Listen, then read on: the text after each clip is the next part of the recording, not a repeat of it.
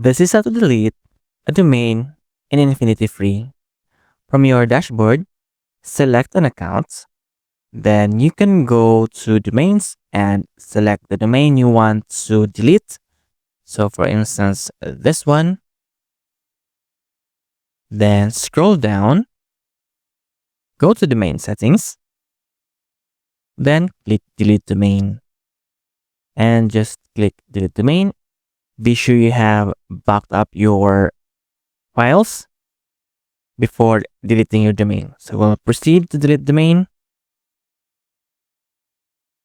And the domain has been removed. You can also go to control panel, scroll down and go to add-on domains. And here you can delete the domain you have added. So for instance, let's delete this one. And the domain has been deleted.